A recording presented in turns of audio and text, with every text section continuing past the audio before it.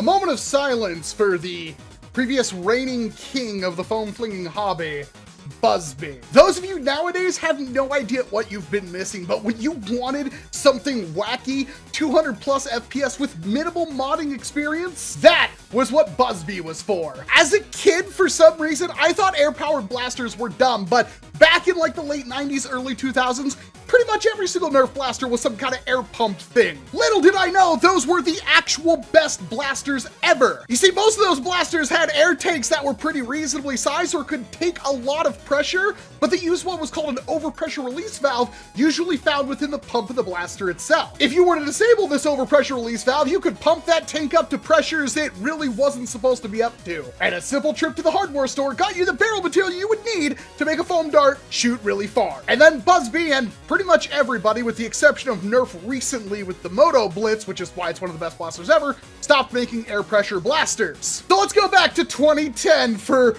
one of the best things that has ever existed ever, the BuzzBee Tetra-strike. Yes, this is an air-powered pistol shotgun. This was the heyday of BuzzBee. They were making air-powered everything, and they were one of the biggest influences in the hobby when it came to modding. And people miss these days because it wasn't really easy to spam off shots like you can nowadays with your mag-fed springers that are optimized to heck and back. Now, back then we had to single load darts into barrels and stuff those barrels onto our blaster and pump it 30 times, take a careful shot, and fire to deliver a dart about the same distance. But the Tetra-strike, okay, so it's kind of just like the Hornet, which is one of my other favorite blasters ever. But the Hornet is really hard to modify. The internals of the Hornet pretty much look like the final area of Earthbound. Tetra-strike is dumb easy. 4 separate tanks, a pump, and a pin that goes to the back of the tanks for a trigger.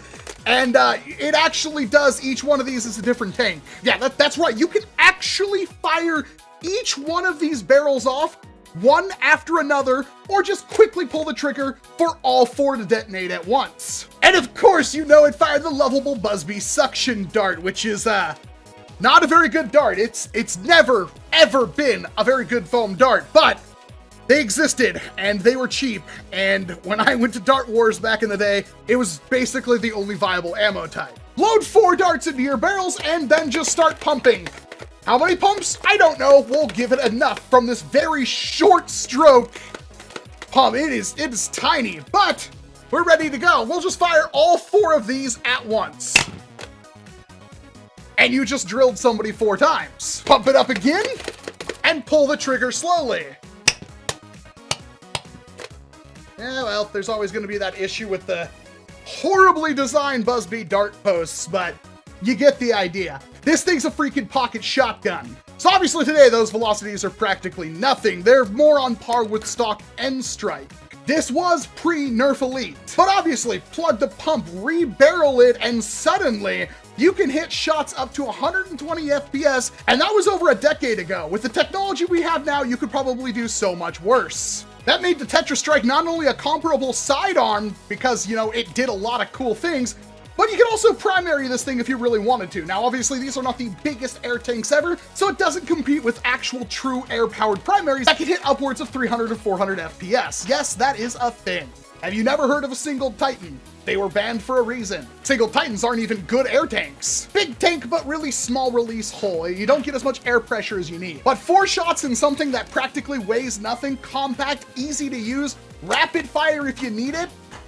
Yeah, the Tetra-strike is absolutely an amazing blaster that maybe, just maybe, in optimal circumstances, if you were to just try to take one of these things to 11 and succeeded without breaking it. I know it sounds like I'm describing like upgrading an item in Ragnarok Online, but no, seriously, you could potentially have an absolute monster, because if you could get this thing up to 150 FPS or something like that, because you have comparable single shot ability at targets at range, you can follow up those shots very quickly if you need to, or if you just want to make sure somebody is completely out, no questions asked whatsoever, you could just drill them with this thing. Better yet, gangster shotting was a viable strategy with this thing, because that meant you spread your darts out horizontally instead of vertically, increasing your chance of hitting your target. I miss you, BuzzBee. This one specifically says Air Zone because it was one of the ones that was sold under Toys R Us, but this is the BuzzBee Tetra Shot. I have another one in box. Obviously, I'm all about everything this thing is. It's a shame these kinds of blasters aren't really all that viable nowadays, although you can certainly still modify them and run them if you chose.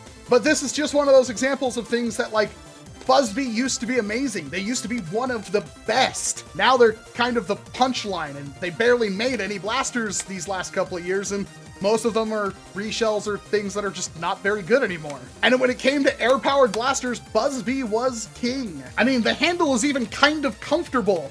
It's not perfect, but it's actually kind of comfortable. This blaster was actually usable out of the package.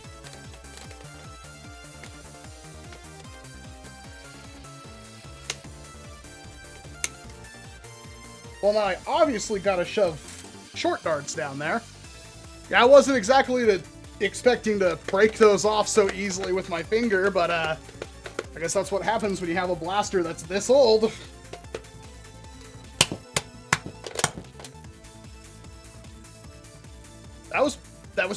That was pretty good. That easy to convert to modern ammo. If you ever find one of these things for under 10 bucks and it actually holds air, it's probably worth picking up. But that's all I've got for you. Thank you very much for watching this video. It's the 11th day of TAGBAXMAS, and there's a whole bunch of videos before this one, and there's gonna be a whole bunch of videos after this one, so make sure you check out the playlist in the top right corner. I'm Walcom S7, thank you very much for watching this video. Chances are if you got to the end, you like what I do here, so please hit like, get subscribed, ring the bell, leave a comment, do all the algorithmic garbage to help our channel grow, so you can help our hobby grow. And of course, I hope to see you in an entirely different one, or tomorrow for the next episode of TAGBAXMAS. All right, where we take a look at a blaster from the past, see what it can offer us today in the present, and this time it was the Tetra-strike.